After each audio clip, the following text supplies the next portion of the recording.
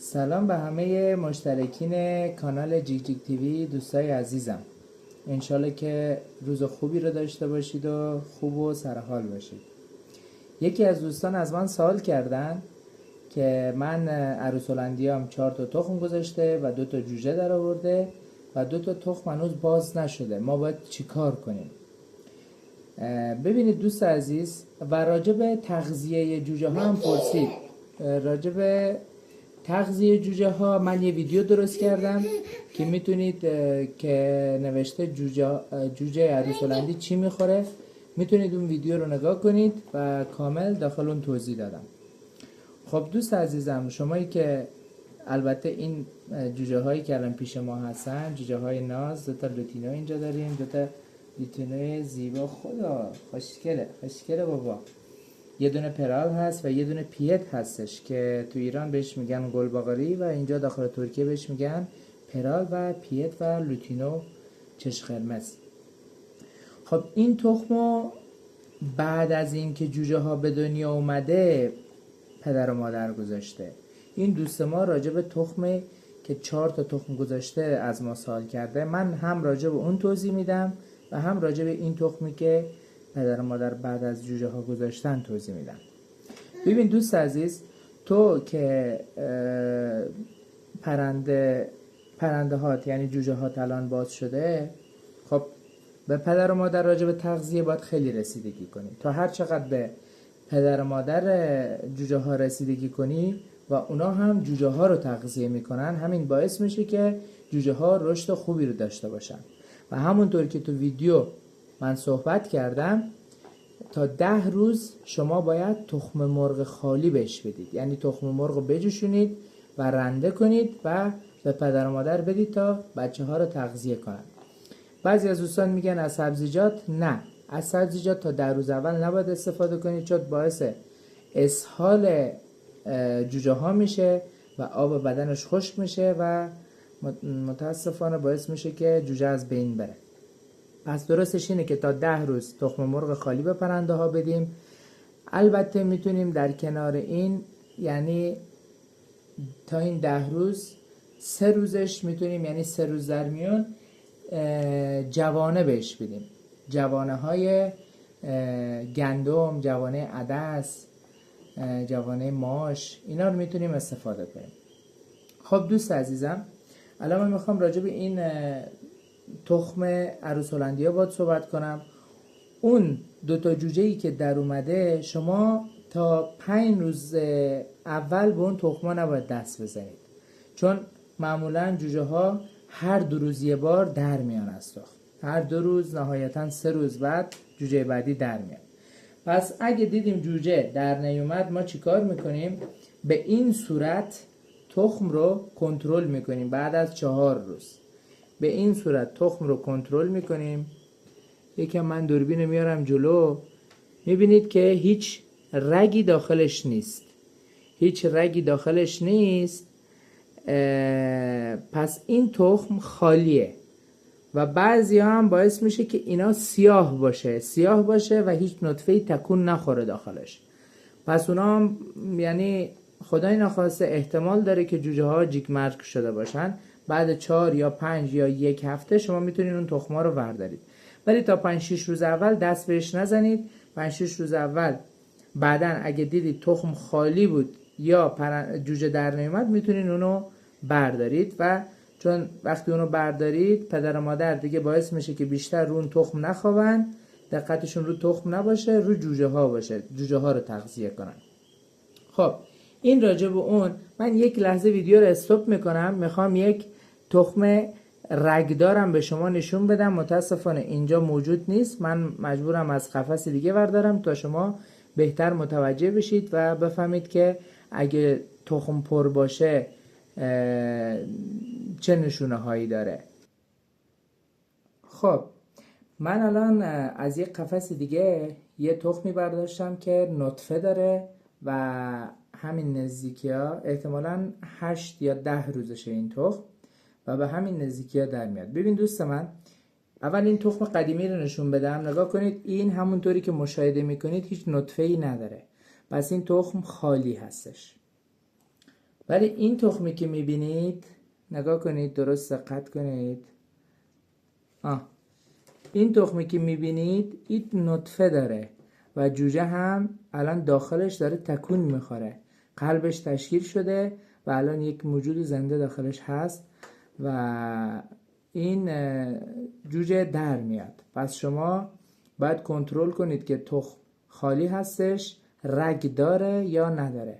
به این صورت تخم رگ داره که ترکیه بهش دمار میگن، دمار داره، ولی این تخم خالی هستش.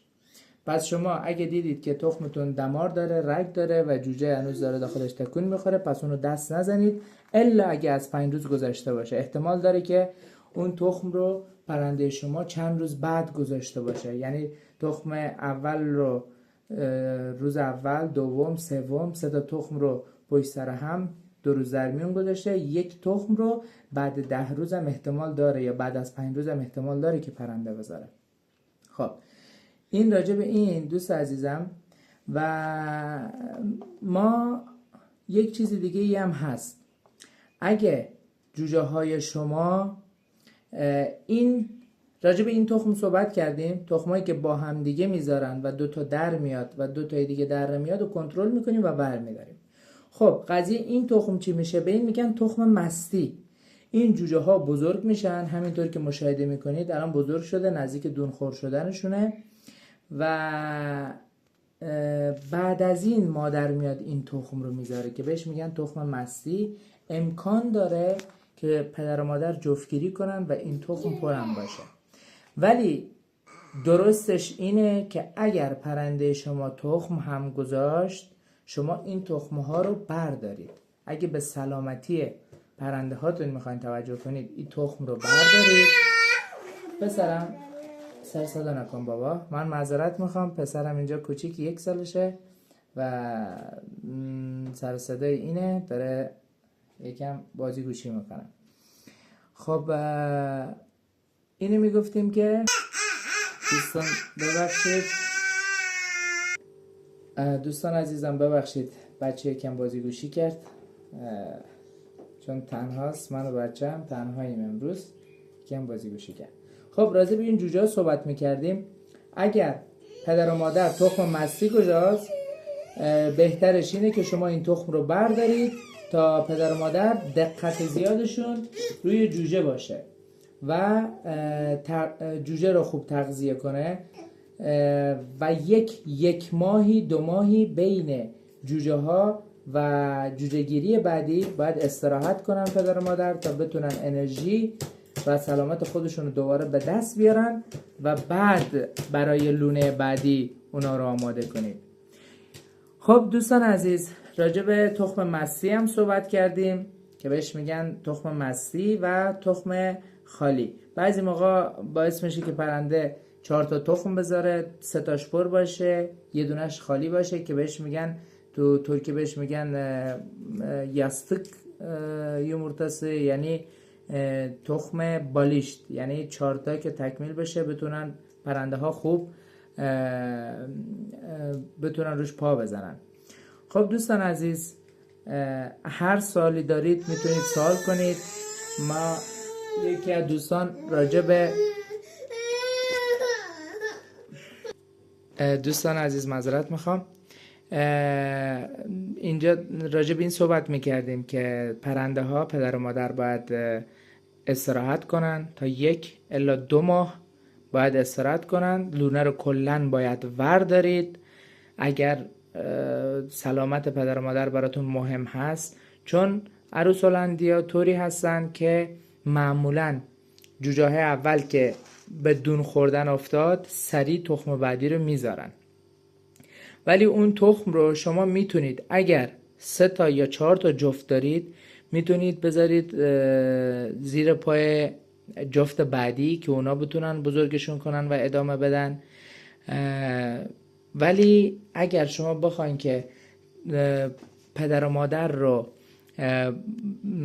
بذارید که پا بزنه رو تخمای بعدی، این باعث میشه که پدر و مادر خسته بشن و خدای نخواسته جوجه هایی که در میاد رو بکشه یا بزرگش نکنه و باعث میشه که جوجه های بعدی از بین بره. این دوست عزیز ما هم از ما سوال کرد که چرا جوجه های من هرچی جفتای من تخم میذاره جوجه ها در میاد میمیرن، چرا اونا بزرگ نمیشن؟ پدر مادر نمیتونه ازش تغذیه کنه، حتی با اینکه من بهش دارو هم دادم. ببین دوست عزیزم، این تقصیر جوجه ها نیست. البته میتونه دلایل دیگه ای هم داشته باشه، مثل هوا، گرمی هوا یا سردی هوا یا جاشون یا تغذیهش، اینا خیلی تاثیر میذاره. ولی تاثیر اصلی پدر مادره. پدر مادر اگر نخوان مواظبت کنن، مواظبت درستی نکنن، خسته باشن، استرس داشته باشن، جاشون بد باشه، اونا باعث میشه که جوجه رو بکشه و جوجه شما خدای نخواسته از بین بره. پس بهترش اینه دوست عزیزم که تو اون جوجه‌ای که داره میمیره 3 ماهی یا 4 ماهی به جفتت استراحت بدی، یعنی به جفت نر و ماده عروسالندی که داری استراحت بدی، لونه رو کلن برداری، فقط به تغذیهش رسیدگی کنی و بعد از 4 ماه یا کم 3 ماه دوباره میتونی لونه رو بذاری و به تغذیهش رسیدگی کنی. معمولا روزای اولی که میخوای آمادگی بگیری برای اینکه جفتی اولو زدن، بهشون جوانه بدی، بهشون تخم مرغ بدی. من راجع به این بازم ویدیو درست میکنم. دوستای عزیزم، شما هر سوالی دارید میتونین از من سوال کنید، من خوشحال میشم که به شما بتونم کمک کنم تا بتونید از پرنده هاتون جوجای خوبی بگیرید، چون این کلن یک شوقیه، یک لذت خاصی داره که بتونید از یک جفت عروسالندی بتونید جوجه بگیرید. خب یکی از دوستا ازم سوال کردن، من یک جفت دارم که نر و ماده هست ولی نمیتونم اینا رو جفت بندازم. اینو دوست عزیزم به خاطر اینکه دوستان خسته نشن و این ویدیو طولانی نشه، من ویدیوی دیگه ای درست میکنم و شما میتونید ویدیو ما رو از کانال جیک جیک تیوی ببینید. هر سوالی دارید کامنت کنید، من خوشحال میشم و فراموش نکنید که کانال ما رو سابسکرایب کنید و دکمه زنگوله رو بزنید که با منتشر ویدیوهای جدید بتونید استفاده کنید و هر سوالی که دارید بپرسید. خوشحال میشم شما هم اگه پیشنهادی، نظری، چیزی دارید بدید، چون این با قول معروف میگن تجربه است. تجربه هرچی بالاتر باشه، من الان تقریبا نزدیک 10 ساله که تو کار فقط عروسالندی پرورش میدم، چه جوجه چه بزرگ، توتی سانان، کلن عروسالندی، مرغ عشق، سنگال، توتی سنگال، اینا که اصلا همش توتی سانان هستن و دارم اینا رو پرورش میدم. خوشحال میشم که بهتون کمک کنم. با خاطر اینکه این ویدیو طولانی نشه، خیلی حرفا هست، خیلی سوالات هست که دوستان پرسیدن ولی با یک ویدیو نمیشه. من مجبورم که ویدیوها رو کوتاه درست کنم و زیاد. شما میتونید هر سوالی که دارید برای من کامنت کنید، من قول میدم به زودترین فرصت به کامنت شما جواب بدم و براتون ویدیو درست کنم که بتونید از ویدیوهای ما لذت ببرید. خیلی خوشحال شدم که کانال ما رو انتخاب کردید. روز خوبی داشته باشید. من زکریا هستم، کانال جیک جیک تیوی. روز و شبتون بخیر، به امید دیدار.